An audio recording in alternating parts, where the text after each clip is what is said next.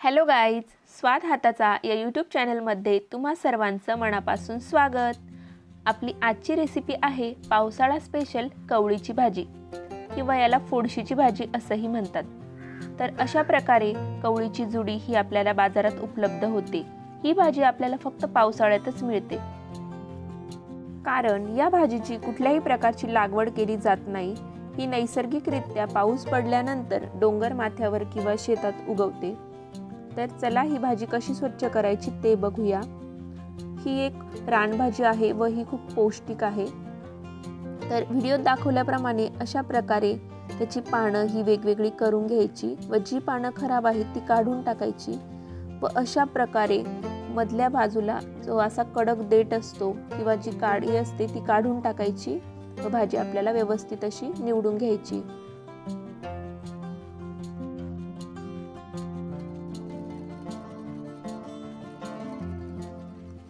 बघू शकता अशा प्रकारे मी संपूर्ण भाजी ही स्वच्छ करून घेतली व जी कडक काडी होती ती सर्व काढून घेतलेली आहे। भाजी व्यवस्थित निवडून झाल्यानंतर ती बारीक करून घ्यायची किंवा तुम्ही अगोदर धुवून घेऊ शकता व बारीक करू शकता। अशा प्रकारे मी भाजी व्यवस्थित अशी बारीक कट करून घेणार आहे।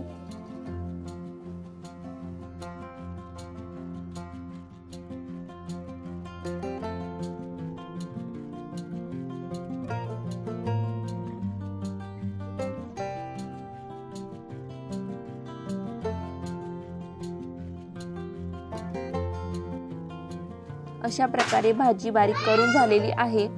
यानंतर एका मोठ्या भांड्यामध्ये भाजी घेऊन ती व्यवस्थित 2 ते 3 पाण्यात स्वच्छ अशी धुवून घ्यायची आहे, कारण ही एक रानभाजी आहे व ती त्यात माती असते, त्यामुळे भाजी व्यवस्थित धुवून घ्यायची आहे। त्यानंतर मी गॅसवर एक कढई ठेवलेली आहे व त्यात साधारण 1 ग्लास पाणी टाकून पाणी गरम करून घेतलेला आहे व त्यामध्ये स्वच्छ धुतलेली भाजी आता टाकते आहे।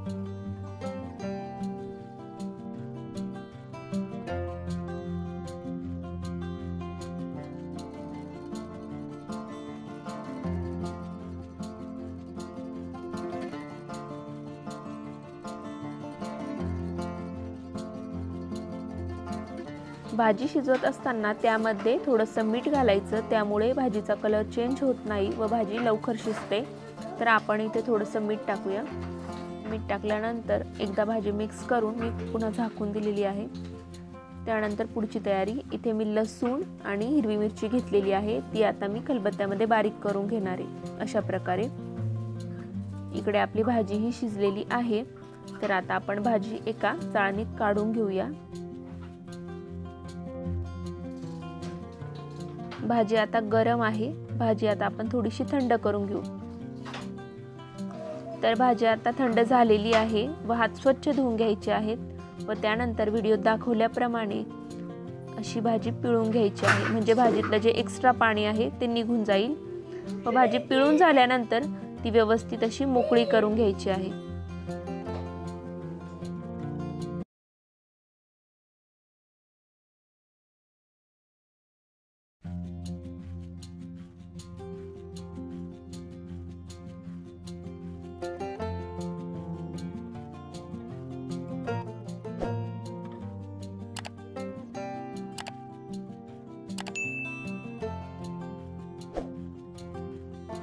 आता इथे आपली भाजी पिळून मोकळी करून घेतलेली आहे। त्यानंतर ही लसूण आणि मिरचीची पेस्ट, त्यानंतर जिरे व मीठ, फक्त एवढं साहित्य आपल्याला भाजीसाठी लागणार आहे।